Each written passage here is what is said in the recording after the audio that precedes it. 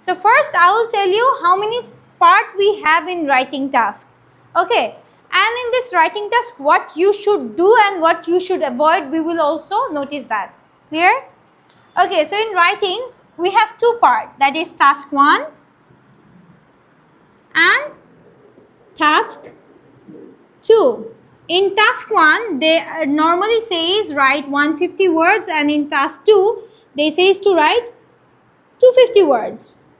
Okay, so here we will write 175 plus to 190 max.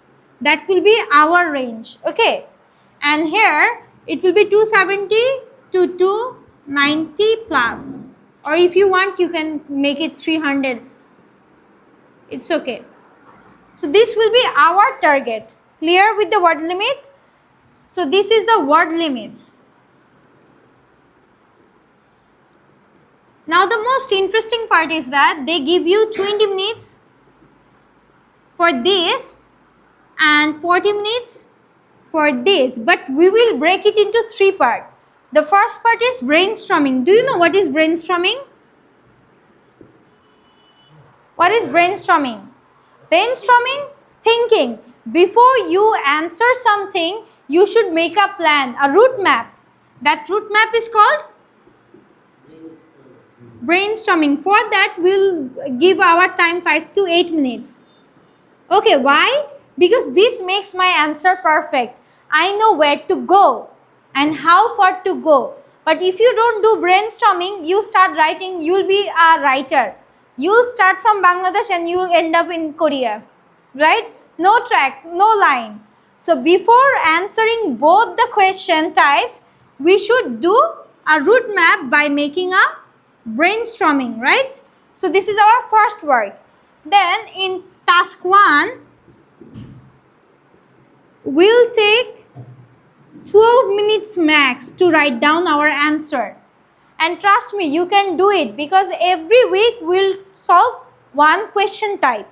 Okay, and in one question type, you will do minimum 15 solving in a week. That means within this 3 months, how many solvings are you doing? A lot. That means you'll become a pro. You just close your eye and you can type. So 12 minutes would be a max. And then if we take 8 minutes and 12 minutes, 20 minutes.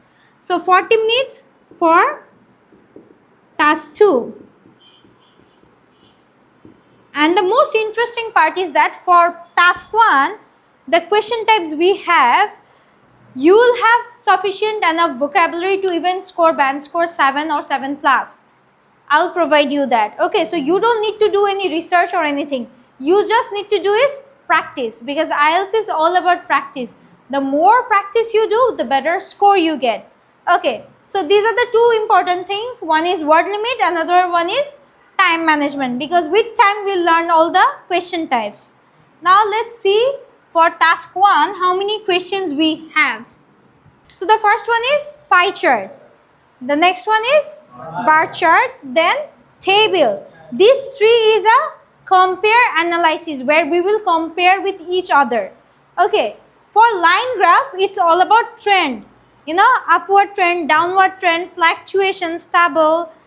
And then we have 2 diagrams. One is map, where we compare between past or present, present or future, present or past or future. Okay, so in 3 ways we can compare. And last one is process. In process we can talk about, like, you know, how to have sugar from sugar cane, or honey from the bees, or, you know, plastic recycling. All these things are in process. And the last one is mixed. In this mixed, we can get pie chart and line graph, 2 questions coming together, combined, or bar or table combined. So it's unpredictable. We don't do any classes for this. We do only practice. We'll have 1 week practice for this, 1 week for both of them. Okay, because for these 3 we have same vocabularies. So it's 2 weeks is enough for these 3. Then we'll take more than 1 week for line graph, because line graph is a bit complicated, you know, mentioning all the trends and using the right vocabulary in the right location.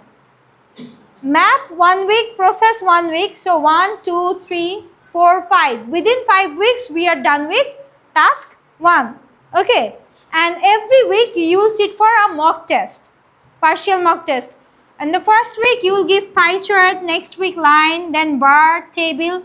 Like this, every week, will increase our idea, and the questions are going to be broader, because you will get 2 questions, 3 questions.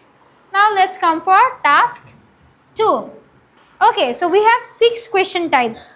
So the first one is both view, where we will have 2 viewpoints. Okay, and we need to give their perspective and explain it. Then agree or disagree. We will support one person over here, right? Either I agree or I disagree. Same goes for positive, negative. Either it's a positive one or a negative one. Advantage and disadvantage, this is double point questions. Okay, here I need to mention 2 advantage, 2 disadvantage. Problem solution, same thing. 2 problems, 2 solutions. Now what is double question? Double question is unpredictable. It's a mixed one. So we don't actually know what to write until and unless we have the question.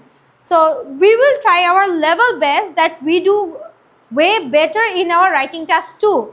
Because trust me, task 1 you will get 7. If you follow my instruction and vocabularies properly, if you don't do any grammatical mistakes, you will get band score 7. But here, to get band score 7, you need to give your push, because I'll make sure that you get 6, 6.5.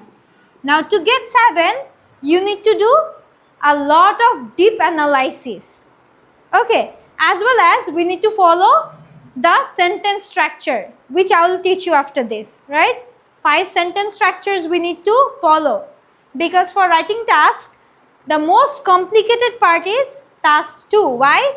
Because it carries third part. Like if writing task 1 carries 1 portion, the 3 portion is occupied by task 2. So I need to focus more in task 2. A lot of solving. If I give you 2 homework, you should do 4. Clear? Yeah. Any confusion with writing task? No? Confusion will start the moment you start writing.